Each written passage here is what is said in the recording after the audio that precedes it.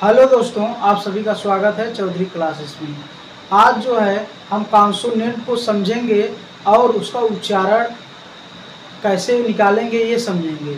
तो इसके पहले में हमने कॉन्सोनेंट का एक वीडियो बनाया है और वहाँ पर हमने बी और सी को जो है साउंड क्या होगा, उसका उच्चारण क्या होगा ये समझाए थे। वहाँ पे हमने सी का जो है एक नियम बताया था, ये स का, यानी जब सी के बाद आई हो, ई हो और वाई हो तो वहाँ पे जो सी का साउंड होगा वो स होगा। लेकिन अभी देखिए कब इसको स पढ़ेंगे और कब क पढ़ेंगे ये नियम अभी बाकी है। तो इस वीडियो में हम यही समझेंगे कि कब सी को बड़ा वाला स पढ़ेंगे और कब सी को क पढ़ेंगे। तो चलिए टाइम न वेस्ट करते हुए हम वीडियो को स्टार्ट करते हैं। और यहाँ पर पहला नियम का देखते हैं। पहला नियम क्या कह रहा है कि जब किसी वर्ड में कह रहा है, जब किसी वर्ड में सी के बाद ओ यू ए या इन सब के बाद ये सब हो या फिर कोई भी व्यंजन हो लेकिन एच को छोड़कर, यानी कोई भी व्यंजन हो सकता है लेकिन एच को छोड़कर, तो वहां पर सी का जो उच्चारण होगा वो क होगा। कहने का मतलब है अगर किसी भी वर्ड में सी के बाद ओ हो, यू हो और ए हो, ये सब हो या ये ना हो, तो कोई भी व्यंजन हो बस एच को छोड़कर, तो वहां पे जो सी का उच्चारण होगा यानी जो सी का साउंड निकलेगा वो क निकलेगा। क्या निकलेगा? क। तो इसको एग्जाम्पल से समझते हैं। एग्जाम्पल क्या कह रहा है, अब ई को ई ही पढ़ेंगे और अ को य पढ़ेंगे और र को आर को र पढ़ेंगे। अगर हम यहाँ पर देखें क के बाद कोई स्वर नहीं है और हमने कहा था व्यंजन को पूरा होने के लिए स्वर की आवश्यकता पड़ती है, तो यहाँ पर स्वर है नहीं है, इसलिए जो है क्या होगा कि ये आधा ही रहेगा और ई ल में जुड़ जाएगा। तो इसको पूरा मिलाकर क्या पढ़ेंगे? क्लियर। क्या पढ़ेंगे? क्लियर।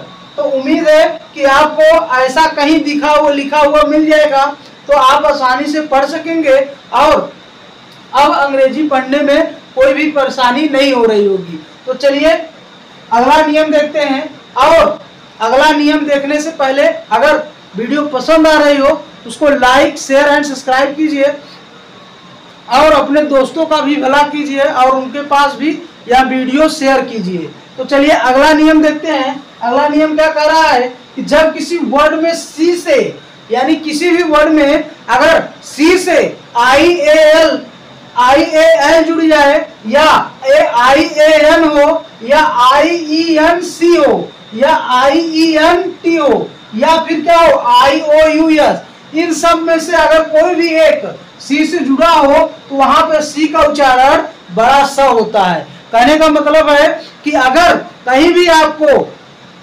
सी से इन सब वर्ड में से कोई जुड़ा हुआ दिख जाए तो वहां पर जो सी का उच्चारण होगा वो बड़ा स होगा। तो इसको और बढ़िया से समझने के लिए एक एग्जाम्पल लेते हैं ताकि आपको अच्छे से समझ में आ सके। तो चलिए एग्जाम्पल देखते हैं कि वह एग्जाम्पल क्या होगा। MAGICIAN, हमने यहाँ पर लिखा है MAGICIAN। तो इसको देखिए क्या पढ़ते हैं, तो यहाँ पर देखिए कि M है, M को क्या पढ़ेंगे? आधा म पढ़ेंगे। और एक नियम याद होगा, आ का नियम जब पढ़ा रहे होंगे तो वहां पर एक नियम हमने बताया था कि जब किसी दो व्यंजनों के बीच में ए हो तो वहां पर ए का उच्चारण आय होगा। क्या होगा? आय। यानी यहाँ पर इस ए का उच्चारण क्या होगा? आय होगा। प्लस जी को हम ज पढ़ते हैं और ई को ई, आई को ई ही पढ़ेंगे।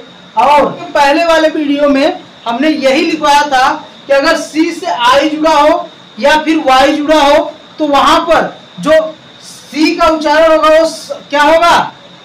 क स होगा। क्या होगा? स होगा। तो इसको सी को हम क्या पढ़ेंगे? स। और आई है तो आई को ई ही पढ़ेंगे और यन को न पढ़ेंगे। अगर पूरा हम मिला देंगे तो क्या पढ़ेंगे? मैजिशियन। क्या पढ़ेंगे? मैजिशियन। एक लास्ट है। अब इसके बाद हम जो देखेंगे रूल ऑफ सी एच, यानी सी एच का भी उच्चारण क्या होगा, हम इसके अगले वीडियो में समझेंगे। लेकिन यहाँ पर बस इतना जानेंगे कि CH को हिंदी में उसका उच्चारण क्या हो सकता है। तो यहाँ पर देखिए CH का जो उच्चारण होगा या तो च होगा, या तो क होगा, या बड़ा स होगा।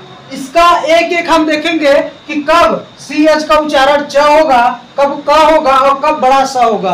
तो इसके अगले वाले वीडियो में हम यही देखेंगे कि CH को कब च पढ़ेंगे, कब क पढ़ेंगे, कब स पढ़ेंगे। तो उम्मीद है वीडियो पसंद आ रही हो।